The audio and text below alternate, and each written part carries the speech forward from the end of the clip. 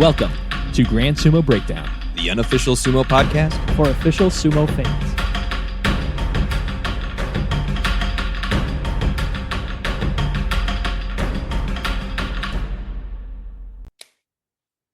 Welcome to Grand Sumo Breakdown. This is Jake, and I'm joined by somebody who's becoming straight up regular on our amateur sumo coverage. JJ, how many times have we had you on here?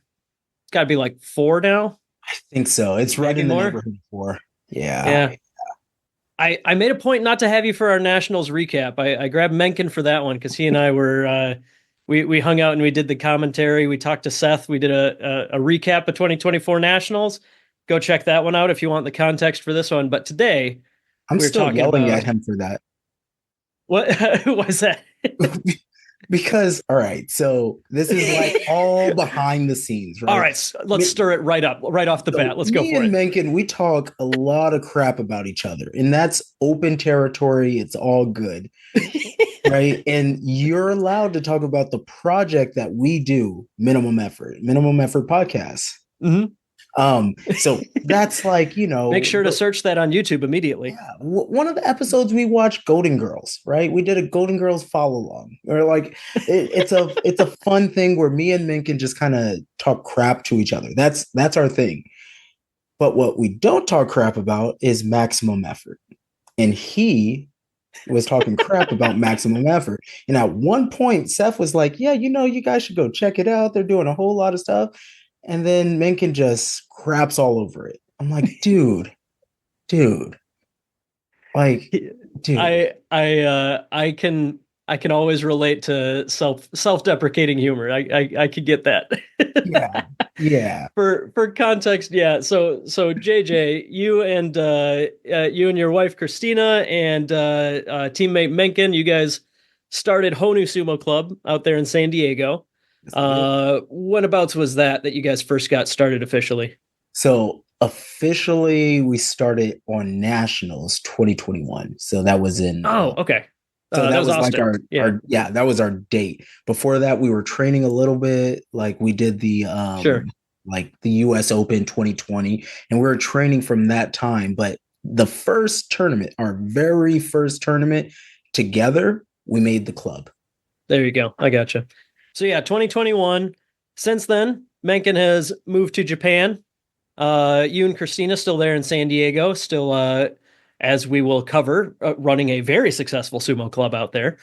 JJ, so yeah, and now you're the Team USA coach, and Christina's on the board of the USSF. You guys are, I think you guys are doing okay as far as sumo wrestling here. And Mencken's still doing nothing. Yeah, there we go. Got to sprinkle in that little bit of revenge here as we go. Just a little bit. But yeah, Maximum Effort Studios, is that the name of your YouTube channel? Yes, sir.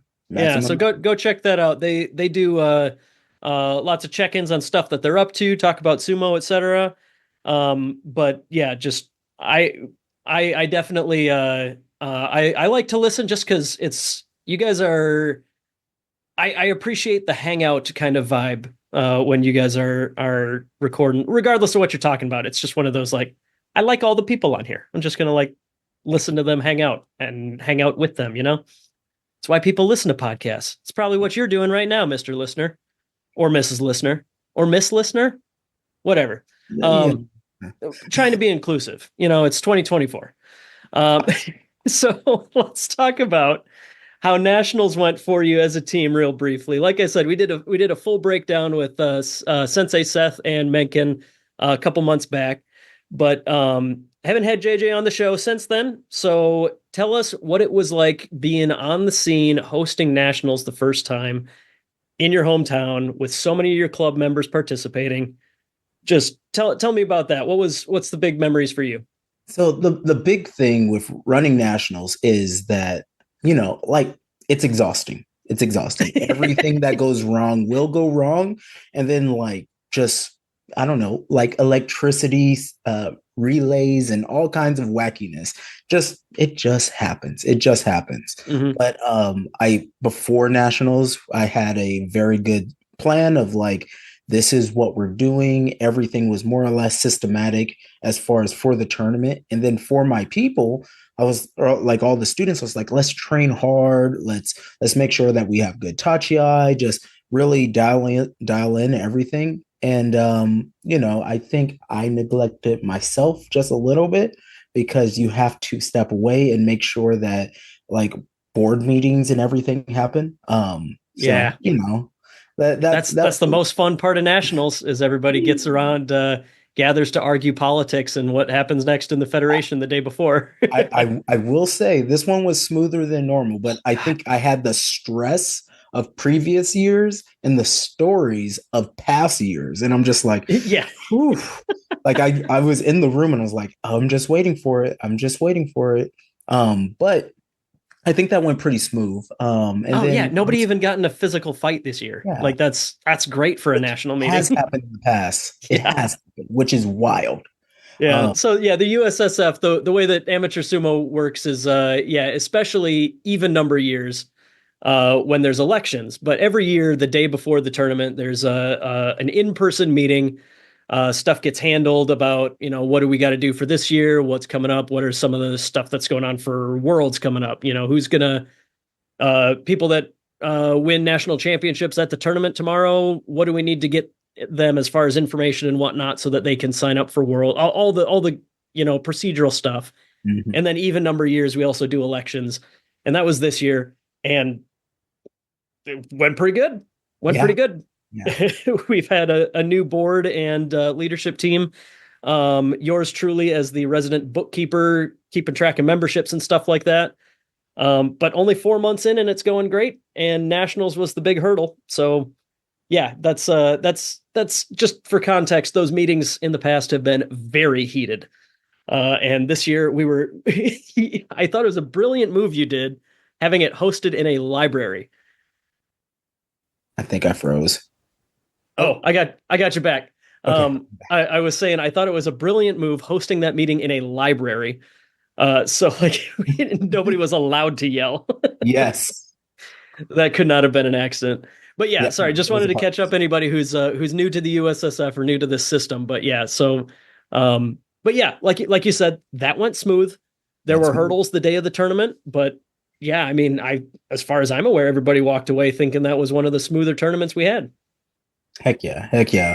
And I think my team performed extremely well. I had I'm not sure what Christina placed, which is really a bad husband moment. But here, I'll save you. I think I can look it up pretty quick. Ooh, thank God. I know Ashley placed at light heavyweight. She middleweight. Yeah. Middleweight. Whew, I'm not good at this.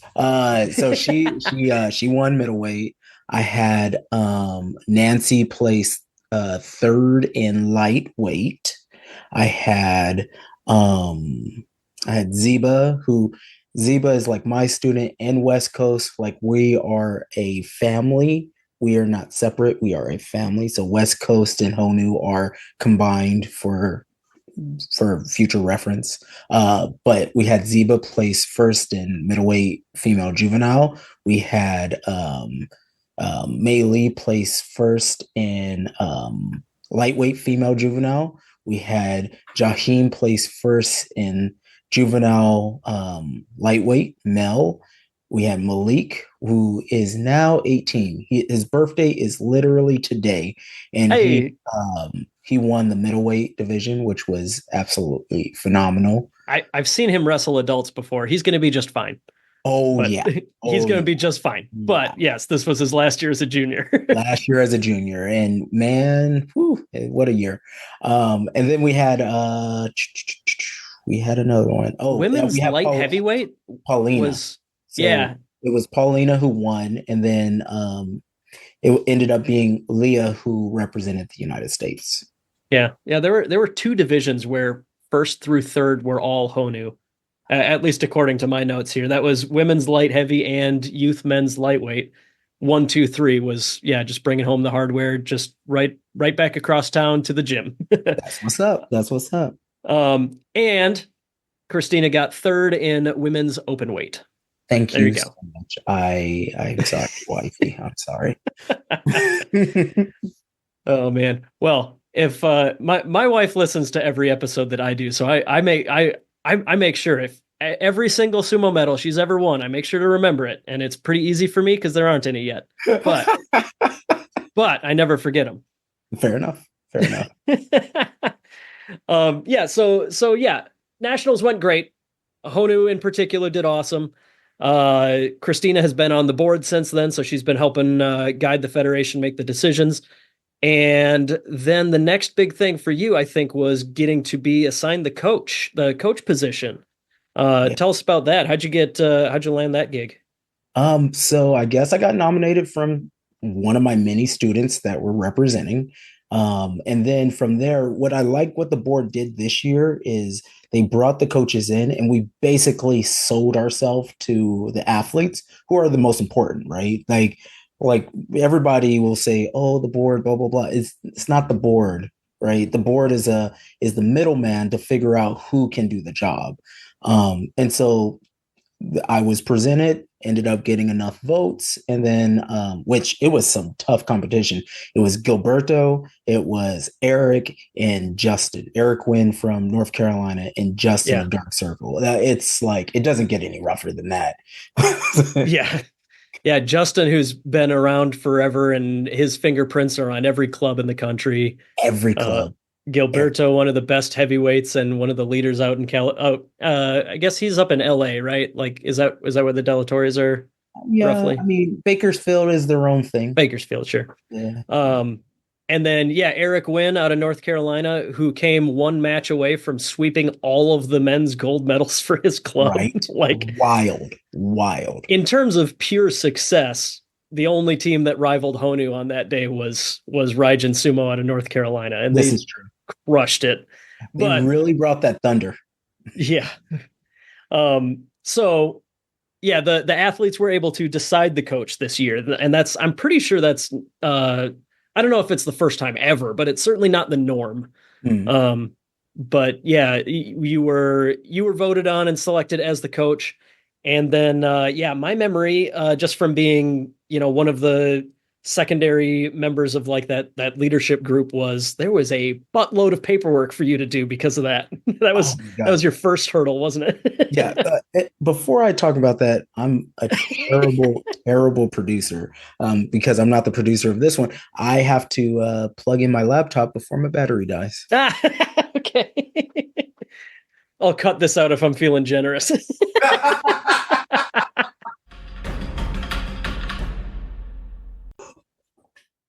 Good to go? Yes. Right. Paperwork.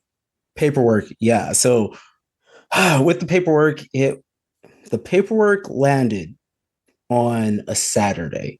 And when I say the paperwork landed, it was like, I don't know, about 32 different crazy emails with different dates that were emailed from an email.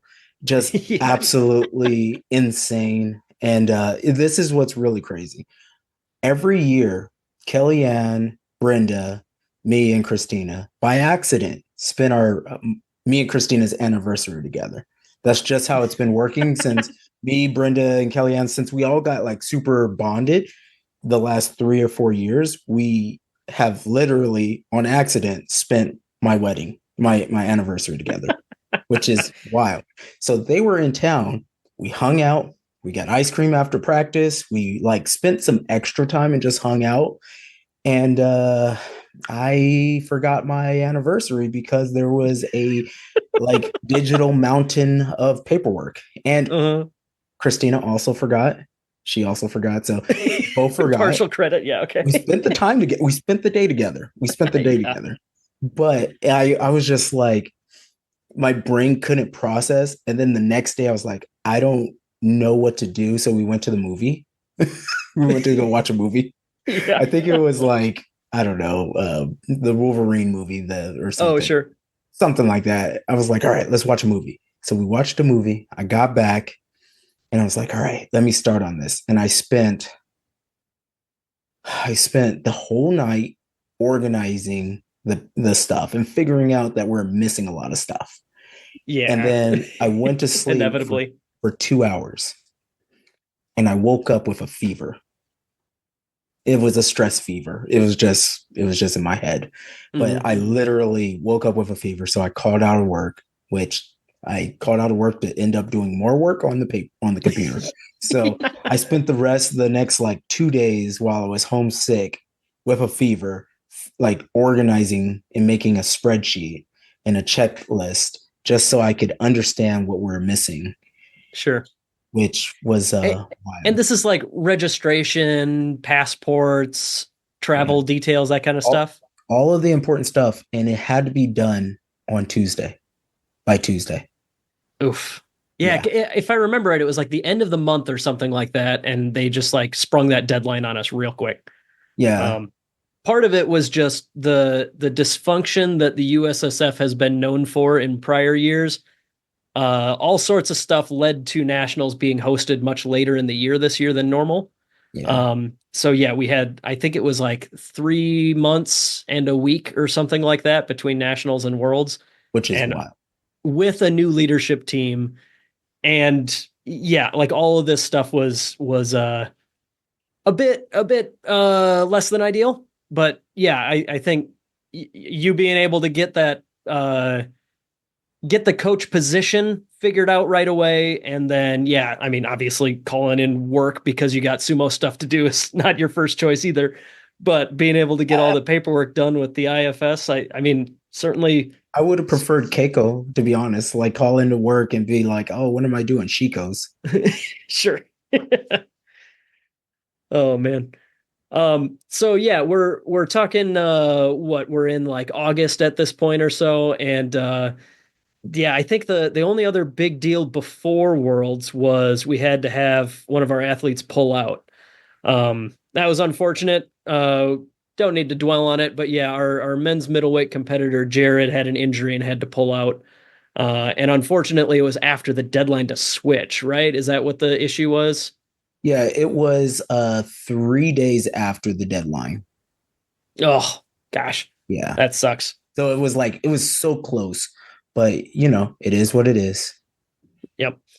Yeah, I mean, again, we were kind of just the whole schedule was pretty condensed, so there wasn't a ton we could do about it. But um, without Jared, let's see, that left 5 plus 4, 9 plus 4. We had 13 total athletes, and everybody had to get coordinated and get over to Poland. One of the things that I have heard from a couple of the athletes, and I'd love your take here, is that this town wasn't exactly accessible. Bro. What was the travel like to this place? What was the name of the town too? Okay, so the name of the town, which I'm like 90% sure I'm wrong, is called Kartosian, which is not right, but it's as close as I'm gonna get. Yeah. And it was the smallest of smallest towns. It was, imagine have you ever seen the movie Midsummer? Yeah, yeah. So Yeah. it's kind of like the town in Midsummer, right? It's a small village in the middle of nowhere.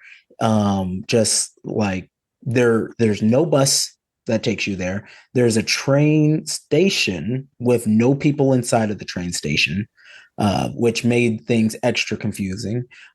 There's no taxi because the guy took off the week for family time. Sorry, Which the guy. the guy. There was one guy, and he was just out of town. Just no. Which let me tell you something. He would have made so much money. He would have made a Oh, whole year's worth of money in that like 4 days, 4 or 5 days for sure. But it is what it is. Yeah. And then so I love the town. It was pretty. It was peaceful. But the hotel that we were at was about somewhere in the neighborhood of like 5 miles away from town. And oh, that's just far enough where we were trapped.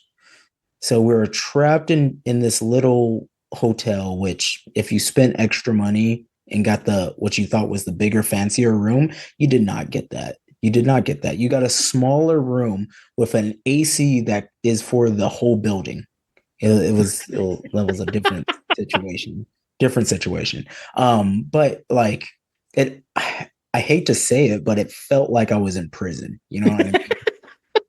Like I go to my cell. I didn't have a cellie at the time, and the shower, the shower. I kid you not. I know that like our heavyweights ended up having bigger showers, thank God, by accident, completely by accident. Um, but the shower I had was it was that European one where it closes and you're not supposed to like let water come out because it'll go on the rug. I didn't care because I couldn't take a shower and wash my butt at the same time because I was trying to wash my butt in my legs, and for me to do that, I have to like bend over, and there's not enough space. I'm like in a tube. Um, Yeah, and I mean you're not tiny by any means, but you're certainly smaller than our heavyweights. Like exactly. The only person I like almost made a thing of it. Like, Ed, come here. And this was where my mistake was. I was like, Ed, get in the shower. So he gets inside of the shower with his clothes on. And I'm like, all right, act like you're going to wash your legs or your butt. And he picks his leg up, and I'm like, who does that?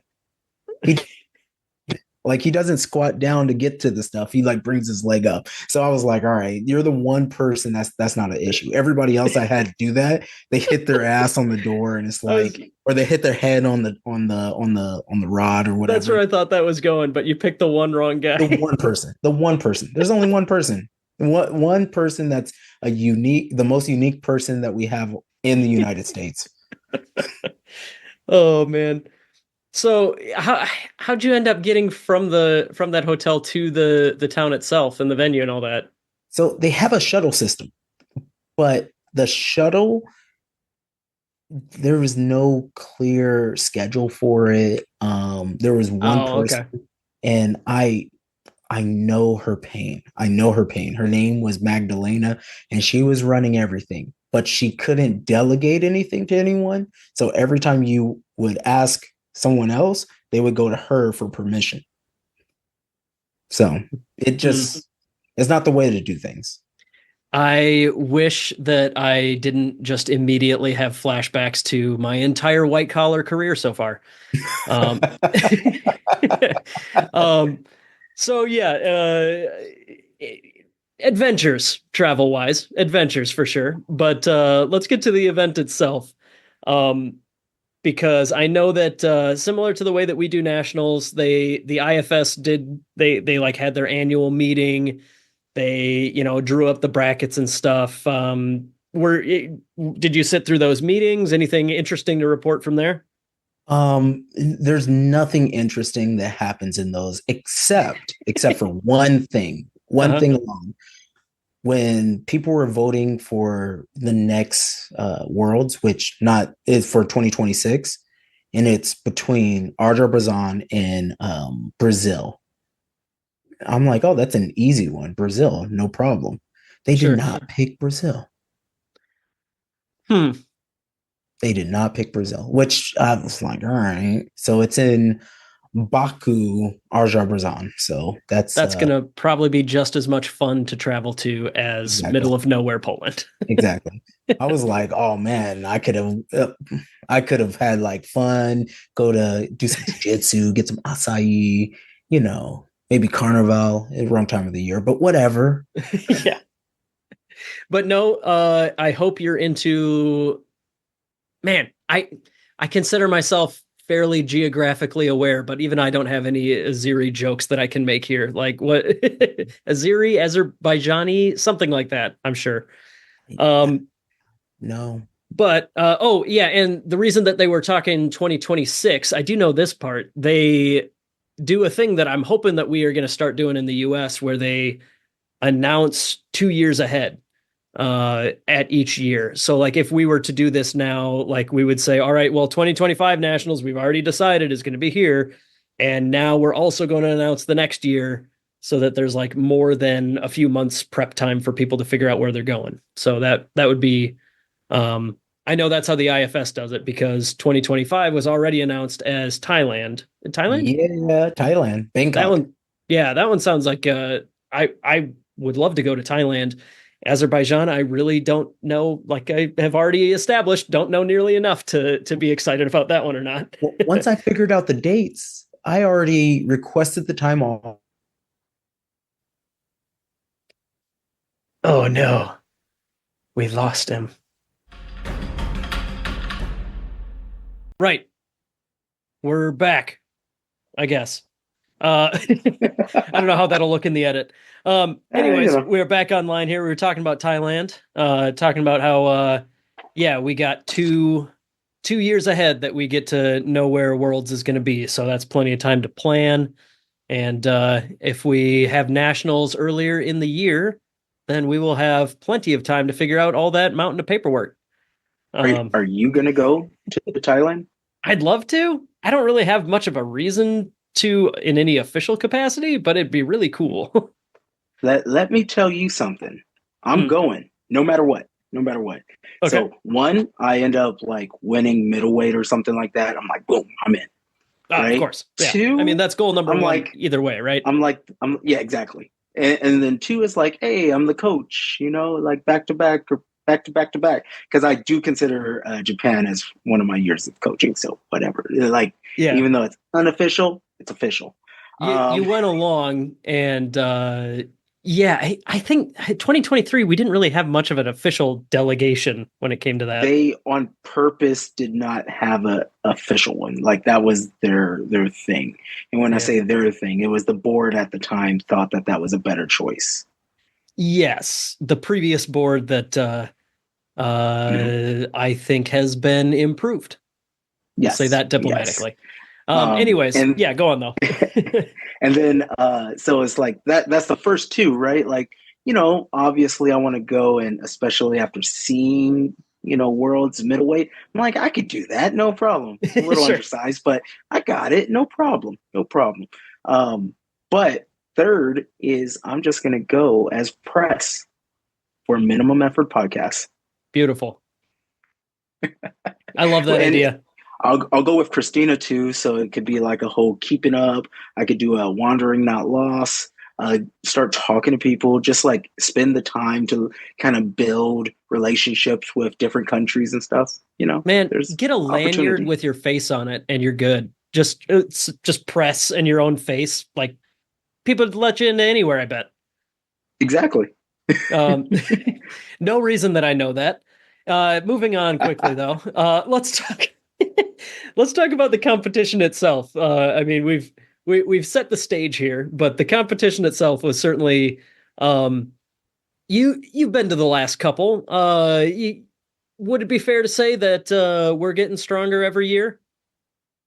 I think every year we're getting stronger. Every single year, and like we went from winning no medals, winning no matches, right? And then we went from that to winning, not only winning matches, but taking medals, right?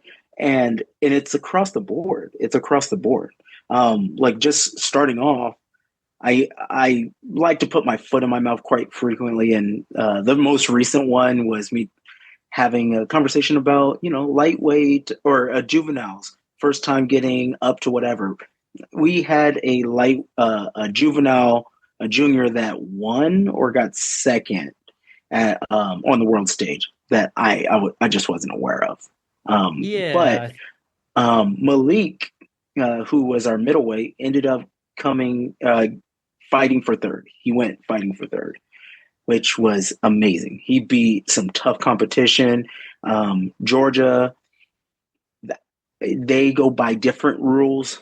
That like you're not supposed to hit people in the face. Yeah. And they just hit you in the face. I love Zora. I love Kokai. I love those guys, but I mean, even their kid. And I'm like the kid, I was like, all right, let's go. And he tried to hit Malik in the face so hard. Malik ducked under, but it was like saw his short life flash before his eyes. yeah. It was it was quite epic. And then like even in there, you can see some people trying to adjust to the rules a little bit. This is the first time that we had the Hikimasyo, and there were a couple Gyojis that forgot to say it. So that was a thing. Interesting. Okay. Yeah, that was a thing. With the hands to the face, Ukraine Junior just decided to give Japan a 1, 2, 3, 4, a 4-hit combo with the face. Pa, pa, pa, pa. And I was like, dang. Ref just let that one go. No. They stopped okay, that good. one. They stopped that one. I was like, Good, all right. good. That's a little much. It's a little much. One And incidental one, whatever. But like, if you start landing like Tekken combos on somebody, it's sumo. That was the thing. It was a different concept. So that was a concept of I'm just going to make him posture up because I'm trying to bring a fight. I kind of get it. I get it. Sure. The Georgians were, I'm going to knock this person out. Yeah.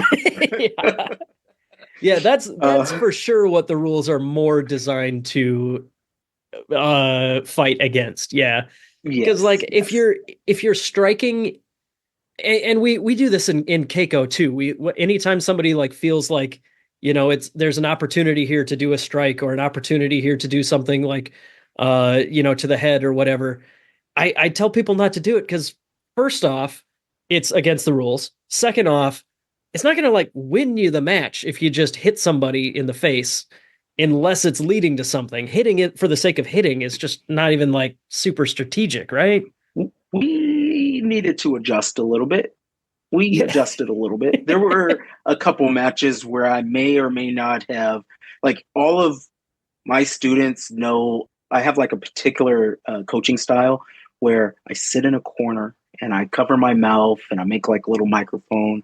And then I say words, not like yelling, just a calm tone, and I have them answer me back, right? In the wherever they are, they have to be able to answer me back.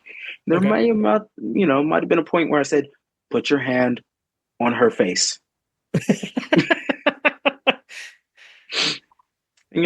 That may or may not have won the match there. Because the rules got looser. Also, sure. that's JJ coach of Honu sumo talk, and not JJ coach of sumo in America. It's different. There's also like a different rule set when it comes to like Hikimasyo is supposed to clear up a couple different things, right? It's supposed to clear up the one knuckle, two knuckle, the take your time and go. Stand back up, bop. It also is supposed to stop false starts. Supposed to, yeah. Right? Yeah, it's real quick, just for the record, if you're unfamiliar, if you've been away from amateur sumo for a while, the new rule this year is you got to put both of your hands down at the same time. Not the same time as your opponent, but your left and your right have to touch the ground at the same time. Once all four fists are down, instead of just saying hakioi, the referee has an extra word. He says hikimasu yo, which is basically just like, everybody ready, we cool, and then hakioi. So yeah, it's supposed to be cutting down on the false starts, the especially Japan being real quick off of that tachi-ai. Yeah, what you thinking there? Japan. Okay, so in person, it's false starts. And the way it's legit false starts. They are definitely going before hakioi. Okay. They are just, there's anybody. I'm just being diplomatic. I agree with you. I've seen a couple that were obvious. Oh yeah. It's almost across the board. I'm not saying like the heavyweight Mongolian versus Japan. That was a different like series of mind games. Like that's all cool. But if you watch Mei Lee versus Japan, which was her first match, so the lightweight juvenile females, it was 3 false starts right off the bat, and the Gyoji couldn't adjust yet, but there's like a certain allowance of a false start, right? But it's a kind of shady thing where Japan uses it, but nobody else can kind of use it. Okay. Yeah. Right. Yeah. It sucks how many gray areas like that there are. And when you try to like talk to people about it, then they act like conversations never happen. Yeah. Yeah. Fans of pro sumo know especially how many rules are just kind of like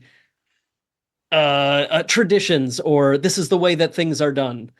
And especially like, what do you do if somebody keeps false starting in amateur sumo? That's that's another one of those where it's like just not as defined as us Westerners would prefer it to be. Right. I think that's also going to be one of the things when we're back into the World Games and then back into the cycle of trying to get into the Olympics. Things like that are going to be an issue because that's you can't make a fair competition if there's these like unwritten rules and these like suggestions, right? When it was, I actually thought it was a little bit more even with the one knuckle on the floor, and then like you can kind of time it because in that it's a little looser, but the rules are once both knuckles go, you go, right? So once you put that knuckle down, you can go. And it was a little bit more of a clear tachi situation. One person got the jump, but at least it wasn't like I'm just going to go early.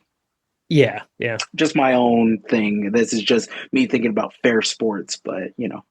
I've heard the theory that a lot of the way that amateur sumo start is different is because there are people that are not familiar with pro sumo. Like in pro sumo, the guys are familiar enough with each other and how they do it that they know when the other guy's going to go. And in amateur sumo, when you got two veterans going against each other, they just go. They just know. They know how it's going to work, and they just kind of go. And they go at it, and it's fair because they both understand it. But if you got somebody that's new versus somebody that's doing everything they possibly can to win a tournament, that veteran is going to take every advantage they can. So we have these kind of adapted rules to try and even out the start. So yeah, I don't know. I don't know if there's a good solution out there, but I'd say working towards the pro idea of if you're going to be at this level, you kind of just have to know how it works and you go when you go. I think that's, I don't know. Maybe that's the least bad option I can think of. Okay. Yeah, I'm sorry. basically in the same boat. It's all good. Yeah. We got stuck into rules and it was the biggest rule issue this year as far as like things that were new or things that were still being worked out or people being unfamiliar. The start of the match is a big deal and probably will be for another couple of years. Yeah. What other let's finish talking about our youth competitors though. So also with our youth, we had Meili who pulled Japan, which was it's a rough start. And you know, Japan ended up sweeping the youth, right? So they won every division, every single division. And when you know you're trying to re-establish connection with the team and they're like really depressed, you just tell them it's like, man, from the age of like 3 or 4, they're playing sumo, and that's a part of their culture all the way through. And you guys, regardless of who it is, like even like I know Poland has like a good like youth program, but outside of that, maybe Ukraine too, but like outside of that, you know, we're in a spot where you are coming from folk style wrestling and you're trying to adapt to sumo in like 1 or 2 years. It's difficult. It's difficult. I mean, there's a reason that the US wins every basketball gold medal. You know, it's a sport we invented and we have kids that play it from the time they can walk. If that was sumo, we'd have a lot better youth sumo program. But we sent 4 wrestlers this year, which is more than we have in the, I guess, modern era here, like the post-COVID times. That's last year there were 2, and I think those 2 were the first ones in several years that we'd had any. So like the fact that we're sending more, and I think both of the guys got at least 1 or 2 wins too, didn't they? I know Gabe got a win. Yes. Oh, and you said Malik, he got a couple because he got to that bronze medal match. Yep, he got to the bronze medal. He had to beat Bulgaria, which was so sweet. Oh, so sweet. They may or may not have been standing right next to us talking a whole lot of crap and standing in front of us the whole time. And when he beat Bulgaria, it just it was sweet. Yes. Chef's kiss. Yes. And you know, from there we Zeba ended up she did well. She was still trying to find her sumo, and I think she found it at the end when she did the team tournament, and she battled Estonia, and that girl was also a middleweight, but picked her up, and I was like, wow, I didn't think that Yikes. a little girl could pick up another girl the same size as her like that, but she sure did. Mhm. And then she came down and she was crying, and I was like, it's okay, but it was like tears of joy because she basically made the best friends of her life right there, Awesome. That's really good and to that's hear. what it's about. That's what it's Mhm. about, right? So, speaking of making friends along the way, our men's team, our medal drought for the men's divisions continues, but we did have a very successful team. I think every one of them got at least one win, which compared to a couple of years ago, that's huge progress for sure. I don't think any of the guys got to the medal rounds, did they? No, Sorry, no. when I mean specifically adult men, if I didn't say that already, but the adult men, we had Edibo, Seth from North Carolina, Mhm. Jay out of San Antonio, and Angel out of California. Um, and yeah, I know they all got at least one. I think Seth and Edo got at least a couple wins. Yes. Ed's battles were so good. So good. That Oh, first match against Japan, which yet again, Drew we got Japan Japan on again, the but first one. he torched that guy. He destroyed him. And it was one of those things like I knew I might have had some side conversations with some people that were like, I can't believe you did this to Ed, blah, blah, blah. I guess he's just going to have to make it in the third. I was like, you guys don't understand. And this person should know he's a lightweight. But but he went out there and he just like destroyed him. He was fast, intentional with his movements, and was very dominant. Right, just amazing.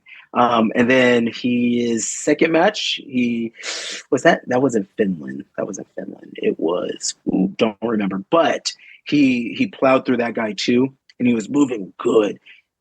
No, second match he got Ukraine.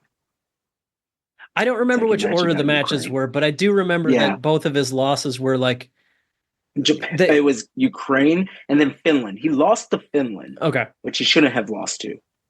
He was like too explosive and got Yes, ghosted. that's what I was gonna But say. Yeah, but his match against Ukraine, who ended up winning the division, that's where you can tell that not only did he belong in a slightly different situation, he would have won because they clashed and they both came out there with like big intensity, like explosive, and they both slipped and fell. It just Ed slipped first.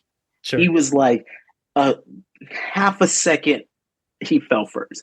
It was like right there. And when you looked at I think it was Dmitry from Ukraine, he was like, what the hell is that? Like I've never seen his eyes. It was like cartoon anime character how big his eyes were.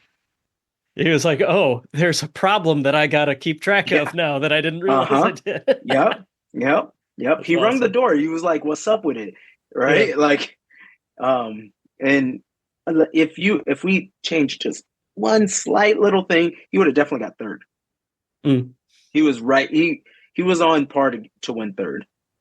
I appreciated the way you phrased it. Yeah, he absolutely belongs, and that's not always been the case for us on the international stage. And I think we certainly turned around some perceptions this year. Yeah. For Speaking of, the other guys, oh no, go ahead. uh, did you want to go lightweight, or did you want to go men then ladies? Why don't we finish off the guys because I have a bit of a cop out here. Seth, if you're not familiar with Sensei Seth, go check out his YouTube channel. He just this week put out an excellent video, him recapping his entire trip to Worlds, covering certainly his own matches, but also like the men's teams and the. I think he did a little bit of everything, but like he did an excellent job recapping that with video and everything. So we don't have to spend a ton of time on that. But needless to say, yeah, that everybody did well, but like I said, no medals for the men again this year, and that is progress. We're still making some progress. We're moving in the right direction. Yep. We're moving I don't think in the we've right gotten a direction. men's medal since like Trent in 2017, maybe. Or Yeah, Trent was the last one. yeah, but I can't tell you the year, but Trent was the last one. I think it was certainly pre-COVID, somewhere in the teens, whatever. If it's 2017 and somebody looks this up later, just remember to give me my props.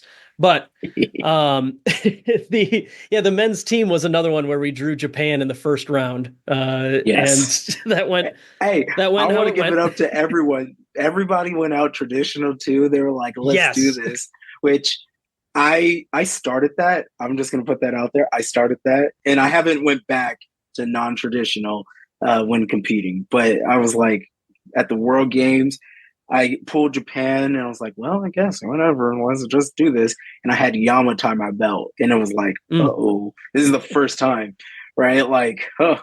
But it was cool to see like everybody's spirit out there. You know what I mean? Yes. And Seth's video does a great job of showing the in-between moments that he recorded and all that. Like, that team was a team, and they faced a gigantic mountain ahead of them, and you don't have to climb the mountain on your first try every time. That's okay. It was still it wasn't perfect, but it was awesome, and they showed some awesome spirit there. I do want to spend some time finishing this episode off talking about the women, because that is our headline again this year. Not going to beat around the bush. We took home 2 more medals, and better than last year by 1 place. Not only did we take home more medals, or like medals than better medals, but Madison fought for 3rd. Yep. That's amazing, right? She was in a division higher last time, came down and moving into divisions lightweight, was a good thing for her, for sure. That was like it was amazing, and she was able to get great hip tosses. There was a little bit of like adjustments that I wanted to make sure that she like used, because she's a freak of an athlete, right? She's like a beast. She's a beast. She's an MMA fighter. All about like she's an MMA fighter. Yeah, tough as nails. Jiu-jitsu purple belt. Like it doesn't get tougher than that, right? She's just tough. So it was all about trying to like sumo it, right? And I love working with grapplers that know how to grapple, and I spend a little bit of time when they're really focused on me. I can really like give them a jump start into sumo. I freaking love it. I love it. That's awesome. And then was this the first time you'd worked with her? Or no, I suppose you would have worked with her last year at Worlds, right?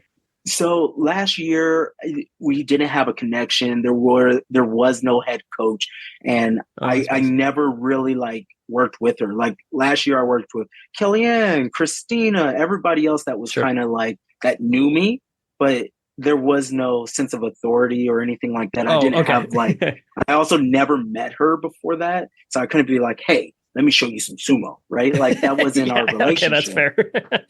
Right? Like you just don't go up to a lady and do that. That's weird. Come here, let me throw you around a little bit. Nice to meet you. Yeah. But like we worked a little bit on our Siriashi, we worked a little bit of Butsukari, and just like quick little fundamentals the day of, and it changed everything. Right. And there was like you know what it's like when you have a club and you can see like the little details, like, oh, people like have an idea of what they're doing, and then you just tighten it up, and you tell them the purpose why, and you tell them like, hey, this underhook, this overhook works this way instead of this way that you would do in regular wrestling. It was great. Then in middleweight we had Ashley Smallwood. Ashley, I love Ashley. She is the best. I always call her champ too. It's just because she is the champ, right? So she went out there and she got up to competing for 3rd also. Ended up losing to Haraguchi from Brazil. And that was like a big emotional roller coaster for them both. And they both came down crying and just tears of joy. And I was like, yes, that's what it's about. So that was awesome. And then we had Leah in light heavyweight. And Leah, her first match was tough.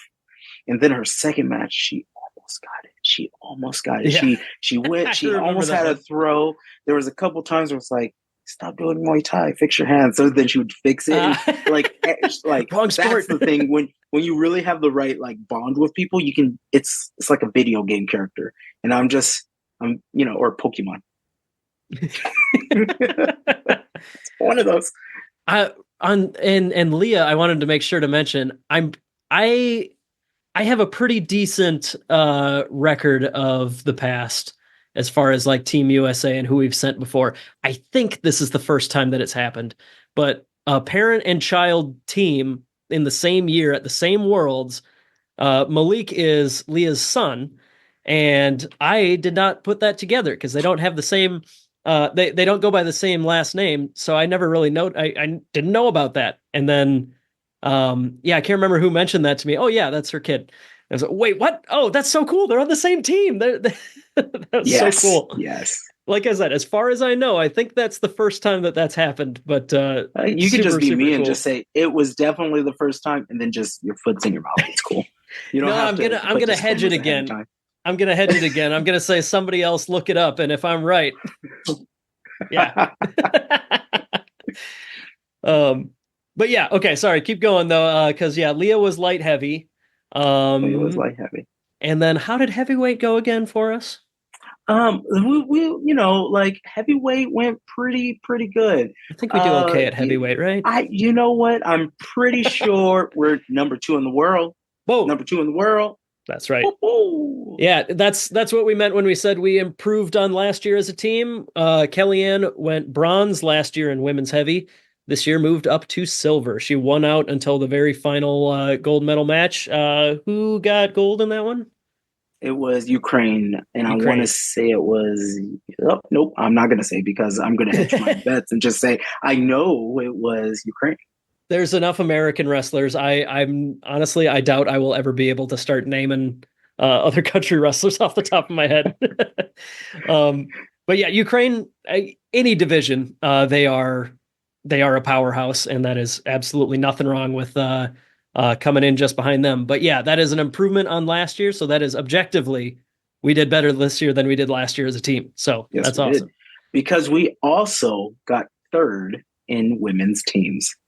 Deja vu there, almost the same team. Almost the same team. A little bit of mix.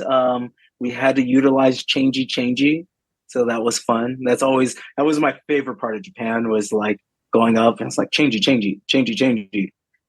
Oh, is that like the code word to talk to the judges, like to get your bracket mixed up or what? Yeah, well, yeah. And what's crazy is I thought having Minkin be there to help speak Japanese to Japanese people. No. It's changey. That's all you have to say is changey. What was the specific change that we had to make? This year it was switching out Madison for Ashley.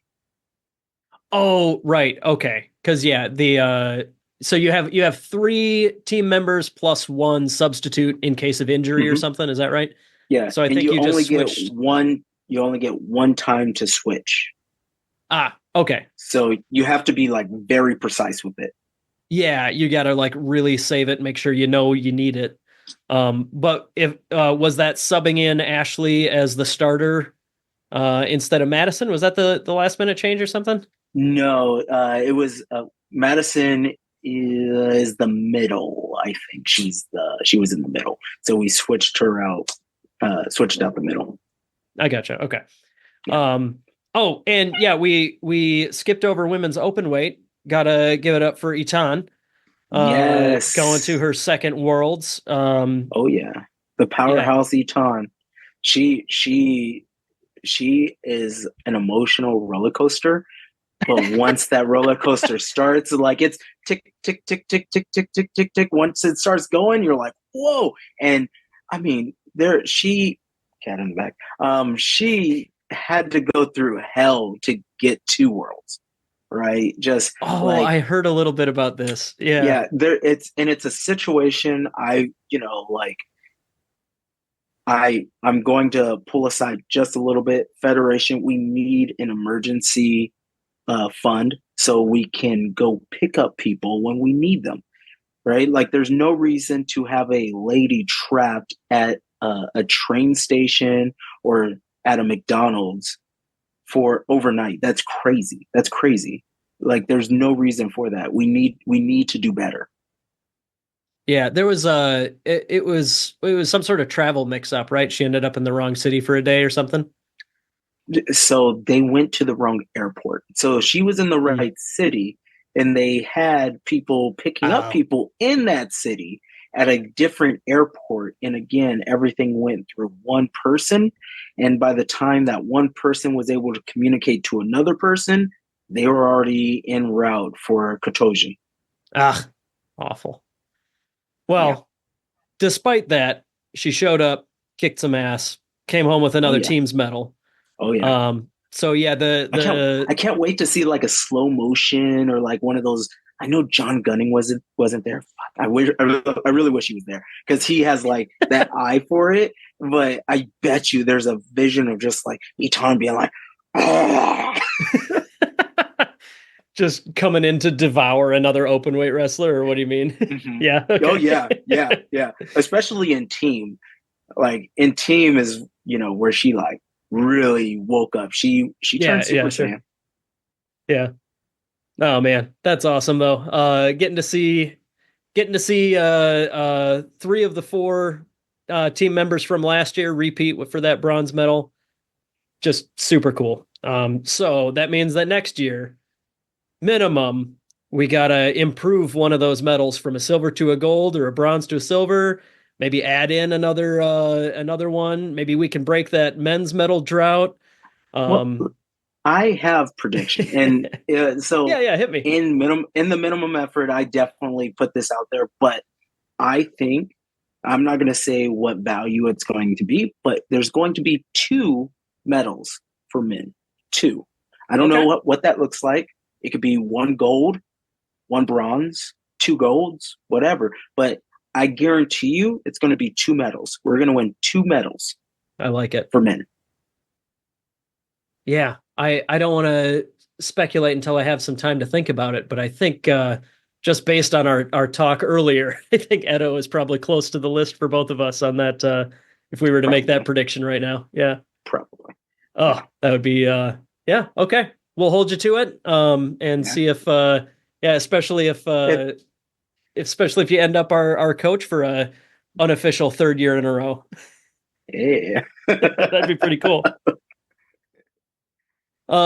Yeah, so let's see. I guess that about wraps up how the competition went. Afterwards, was the travel home as dramatic, or was that a little bit smoother? it was smoother. It was rough there, rough back, but like it's not that bad. You're just going home, losing all your energy drinks that you think you picked up from different countries across the way. Oof. It's just Did you get any local Polish souvenirs from rural Krotosian? So, oh crap, I don't have the shirt on, but they did like this AI kitty cat thing with all of their stuff, which was really kind of cool. So who's they? Like the town or what? The Polish Federation, Sumo Federation. Oh, okay.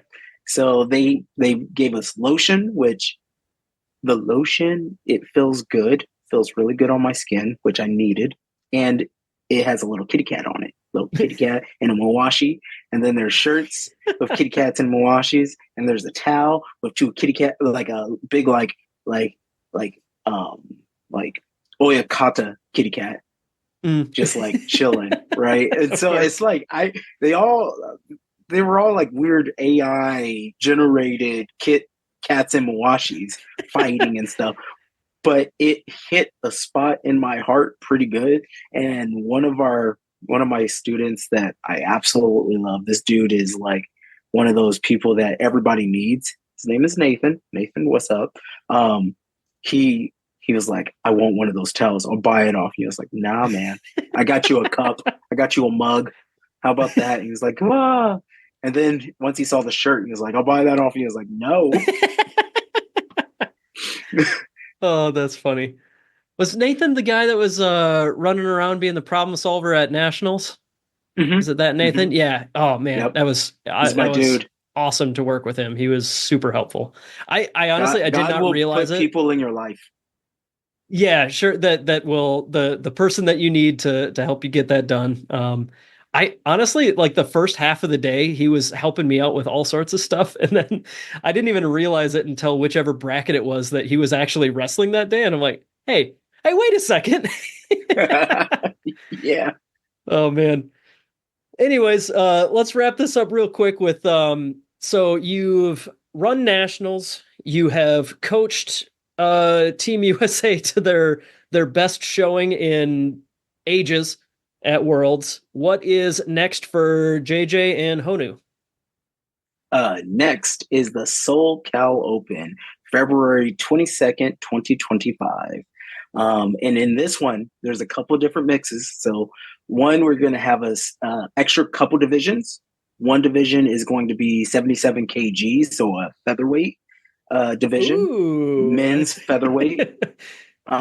So Europe uses it, right? And I think that it definitely helps develop some of their athletes, especially when some people are going from juniors into adult. Sure. There's like a little bit of time in between before they can really fill in like at least like 80 kilos or something like that. You know what I mean?